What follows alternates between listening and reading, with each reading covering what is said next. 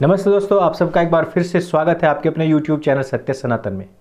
कुछ वीडियोस हैं जो बताती हैं, कहती हैं कि भारत के खिलाफ एक बड़ा षड्यंत्र चल रहा है, लेकिन इसको कुछ और ही नाम दे करके सामने प्रस्तुतिकरण किया जा रहा है। आप लोगों को पता है कि भारत के खिलाफ इस समय पर काफ़ी देश खड़े हुए हैं। आप लोगों को यह भी पता है कि कुछ हलालाखोर लोग इसी देश से निकले हैं और इसी देश के खिलाफ खड़े हो चुके हैं, और उनकी प्रॉब्लम सिर्फ और सिर्फ एक है कि भारतवर्ष में वो सब फैसले हो रहे हैं जिनकी डिमांड भारत की जनता पिछले 70 साल से कर रही थी। आज अगर हम बात करें जाकिर नाइक की, तो इस हलालाखोर व्यक्ति ने भारतवर्ष में जन्म लिया, यहीं से पढ़ाई की, यहीं से सब कुछ प्राप्त किया, और यही नहीं, गरीब मुसलमानों से पैसा इकट्ठा करके इसने अपनी प्रॉपर्टी बनाई और कई 100 करोड़ रुपए इसने गबन किया और ये लेकर के भाग गया। आज भारत सरकार का कम और यहां के लोगों का जो पैसा लेकर के वो भागा है, वास्तव में उसका खौफ उसको वापस आने से रोकता है, लेकिन बदनाम किया जाएगा केवल और केवल सरकार को।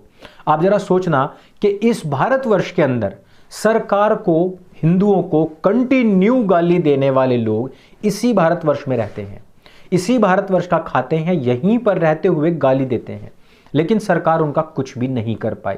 सरकार की कमजोरी है कि वो जनसंख्या नियंत्रण कानून तक नहीं बना पा रही, और ऊपर से उसने कह दिया कि हम जनसंख्या नियंत्रण कानून बनाएंगे भी नहीं, हम किसी के इन जनन के जो अधिकार है उसको नहीं रोक सकते।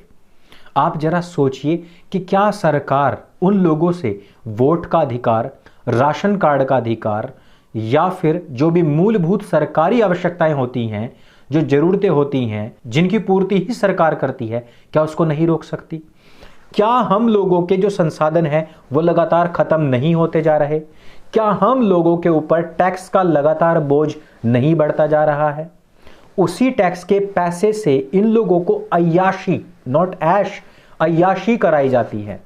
इन लोगों को सब तरीके के फंड किए जाते हैं, सब तरीके से फ्री राशन, फ्री शिक्षा, फ्री यात्राएं कराई जाती हैं। आप जरा सोचिए कि उनको 5-5 यूनिवर्सिटीज नई बना करके दी जा रही है। हर अस्पताल में फ्री दवाइयों के लिए यही काले तिरपाल वाले लोग खड़े मिलते हैं। हम लोग कमाते कमाते थक जाते हैं, लेकिन सरकार है कि लुटाती लुटाती नहीं थकती है। आज उसी व्यक्ति ने, इसी जाकिर नाइक ने रोहिंग्याओं की एक टीम खड़ी की है, और हमारे देश की सुरक्षा एजेंसियों को ऐसे इनपुट्स मिले हैं कि जाकिर नाइक के द्वारा मलेशियन रोहिंग्या मुसलमानों की जो फोर्स तैयार की गई है, जो उन्होंने ब्रेन वॉश करके तैयार किया है, वो लोग भारतवर्ष में इस समय पर, जबकि एक छोटा सा विद्रोह इन्होंने एक ड्रामा पैदा किया हुआ है, उसकी आड़ में एक बड़ा हमला कर सकते हैं। ये जो खबर है, इसके अनुसार ये आतंकी संगठन किसी महिला का भी प्रयोग कर सकता है, या महिलाओं के ग्रुप्स जो होते हैं, ट्रूप्स जो होते हैं, उनका भी प्रयोग कर सकता है। भारतीय खुफिया एजेंसियों को कुछ इस प्रकार के वित्तीय लेन देन का पता चला है जिनका संबंध फरार इस्लामिक प्रचारक जाकिर नाइक से है। म्यांमार में ट्रेनिंग दी गई महिलाओं के नेतृत्व में इस तरीके के हमले होने के पूरे आसार हैं। खुफिया एजेंसियां इनपुट्स के आधार पर मान रही है कि रोहिंग्याओं से जुड़ा एक आतंकी संगठन भारत पर हमले की तैयारी कर रहा है। इनपुट्स के अनुसार महिला के नेतृत्व वाला एक आतंकी ग्रुप, जिसे म्यांमार में ही ट्रेनिंग दी गई है, अगले कुछ हफ्तों में भारतीय शहरों को निशाना बना सकता है। सूत्रों के अनुसार शुक्रवार शाम को खुफिया एजेंसियों ने इस संबंध में कई राज्यों को आगाह किया है, जिसमें कि दिल्ली, हरियाणा, यूपी, बिहार और पश्चिम बंगाल की पुलिस और खुफिया एजेंसियों को इस बारे में अलर्ट दिया गया है कि इन राज्यों में इस प्रकार के हमले हो सकते हैं, जिसमें कि बुर्के वाली महिलाएं, उनके हाथ से इस तरीके के कांड कराए जा सकते हैं। साथ ही साथ टाइम्स ऑफ इंडिया के हाथों कुछ ऐसे भी डॉक्यूमेंट्स लगे हैं, दस्तावेज लगे हैं, जिसमें कि $2 लाख के ट्रांजैक्शन का पता लगा है, और इसका लिंक विवादित इस्लामिक प्रचारक जाकिर नाइक और कुआलालंपुर के रोहिंग्या लीडर मोहम्मद नसीर के बीच में जुड़ा हुआ है। $2 लाख, अपने आप हिसाब लगा लेना कि कितने रुपए बनते हैं। इनका लेन देन हुआ है रोहिंग्या लीडर मोहम्मद नसीर और आपके जोकर नालायक के बीच में।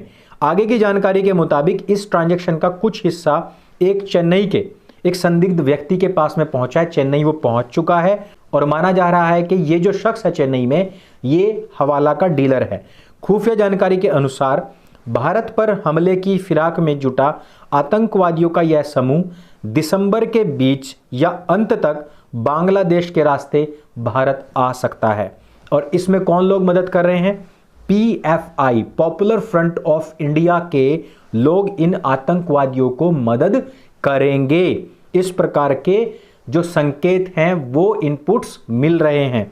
हमले की योजना में शामिल महिला की पहचान अभी तक नहीं हो पाई है, लेकिन सूत्रों के अनुसार ऐसा अनुमान है कि महिला को इसी साल मलेशिया से म्यांमार ट्रेनिंग के लिए लाया गया है। राज्यों को भेजे गए अलर्ट के खास तौर पर इनमें अयोध्या, बोध गया, पंजाब और श्रीनगर का जिक्र किया गया है कि यहां पर हमले हो सकते हैं।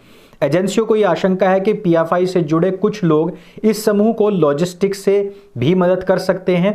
खुफिया एजेंसियां यह भी पता लगाने की कोशिश कर रही हैं कि क्या पिछले साल मलेशिया में रोहिंग्या शरणार्थियों के लिए धन जुटाने की वजह से नजर में आया रोहिंग्या आतंकवादियों का संगठन इस ट्रांजैक्शन में शामिल है अथवा नहीं, क्योंकि जो पिछले साल जो छानबीन हुई थी उसमें भी इस तरीके के इनपुट्स मिले थे और कुछ जो रोहिंग्या संगठन थे उनके बारे में भी पता चला था।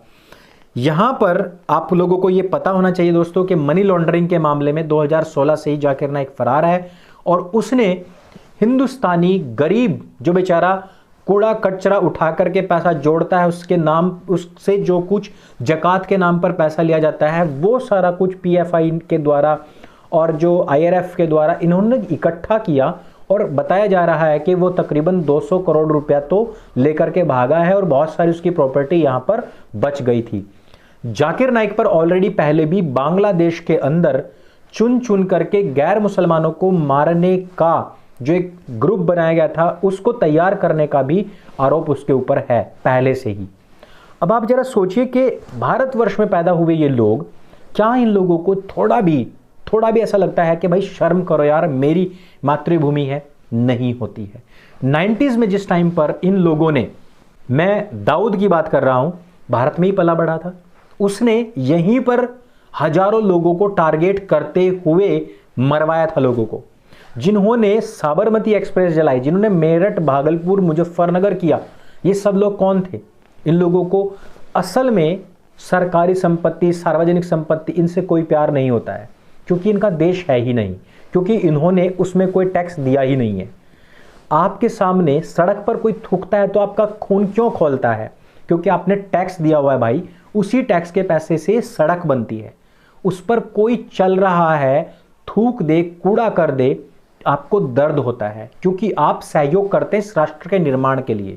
लेकिन जो है ही सिर्फ और सिर्फ खाने के लिए, वो लोगों को प्रॉब्लम नहीं है, क्योंकि उनको तो दूसरे के माल में आग लगानी है, दूसरे के माल को लूटना है। आप जरा सोचिए कि PFI के अंदर कोई जुमा ग्रह से नहीं आए लोग, शुक्र ग्रह की बात कर रहा हूं, वहां से नहीं आए हैं, भारतीय लोग हैं।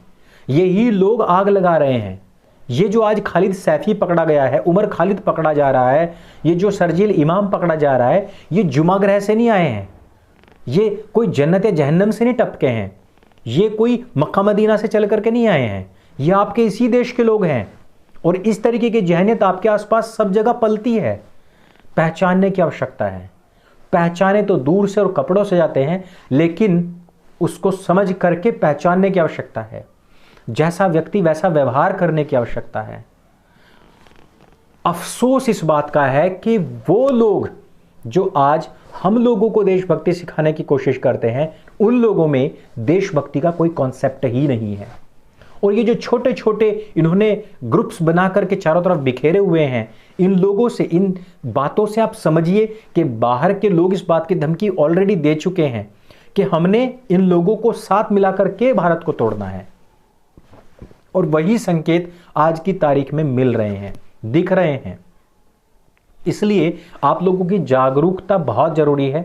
इनपुट्स मिले हैं, जानकारी आप लोगों तक पहुंचा दी गई है। सावधान रहिए, जागरूक रहिए और ऐसे किसी भी व्यक्ति से जो कि आपको संदिग्ध लगे, उनसे कोई भी सीधा ताल्लुक ना रखिए, क्योंकि इन लोगों के लिए इंसानियत, मानवता कोई मायने नहीं रखती है इनके खुद के उस कबीलाई दीन के सामने और इनकी खुद की उम्मत के सामने। तो इस वीडियो में सिर्फ इतना ही। मैंने जानकारी आप लोगों तक पहुंचानी थी। इस जागरूकता को जितना हो सके शेयर कीजिए, लोगों तक पहुंचाइए। सावधान रहिए, जागरूक रहिए हर समय हर वक्त, और अपनों को भी कीजिए। मेरे संग बोली सत्य सनातन वैदिक धर्म की जय। जय हिंद, वंदे मातरम।